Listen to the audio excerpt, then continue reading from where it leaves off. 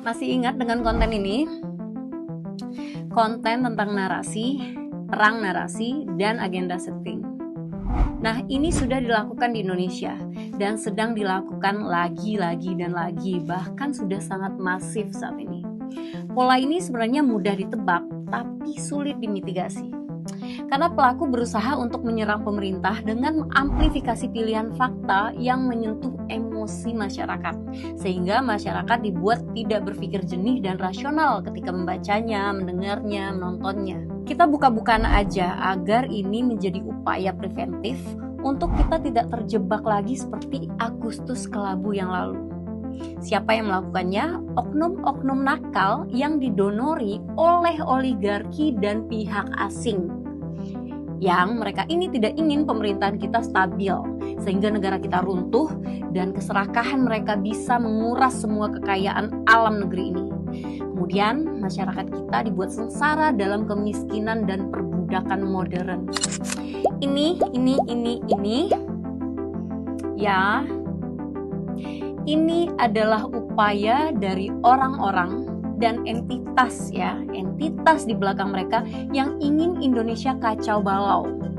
Mereka ingin kejadian seperti Agustus kemarin lagi dan lagi, mungkin lebih parah, yaitu tujuannya menggulingkan pemerintahan Pak Prabowo.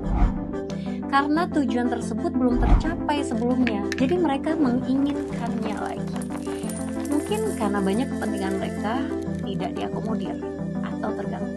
Kenapa saya bisa berani bilang begitu? Mudah aja, ini bisa dipelajari, bisa dibaca polanya.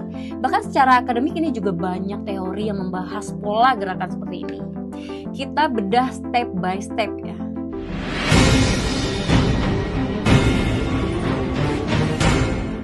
Step pertama yang mereka lakukan yaitu menentukan isu dan framing awal.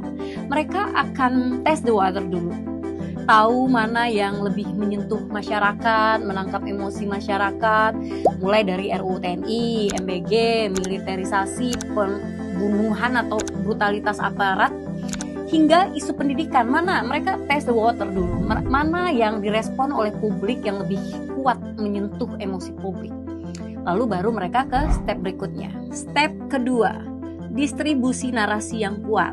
Mulai dari pendapat tokoh, akademisi, korban, hingga aktivis dan lain-lain.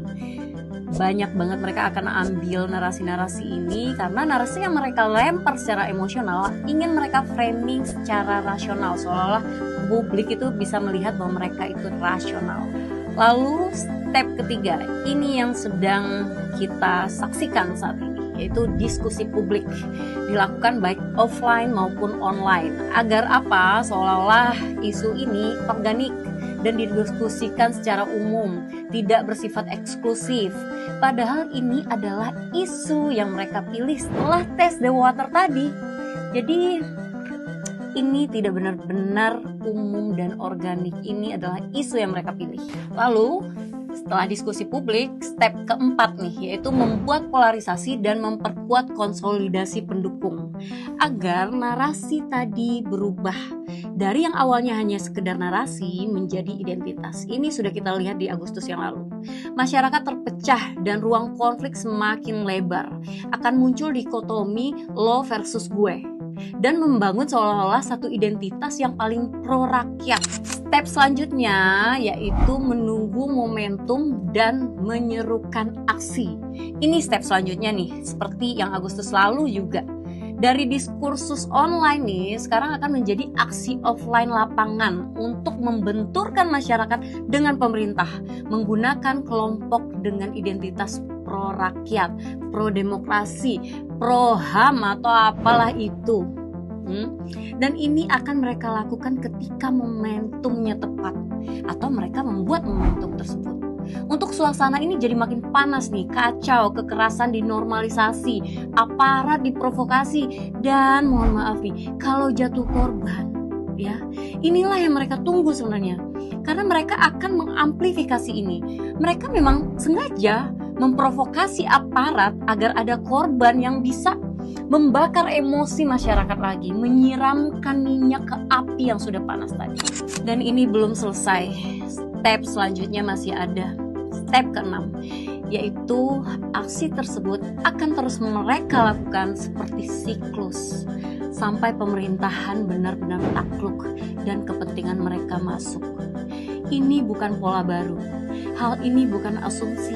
Ini bisa dipelajari dalam teori-teori konflik, teori kekerasan politik, dan lainnya.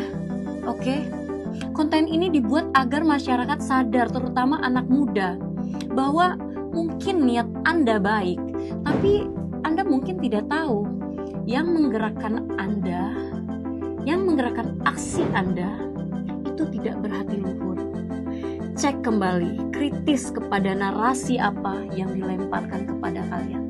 Stay safe, stay smart.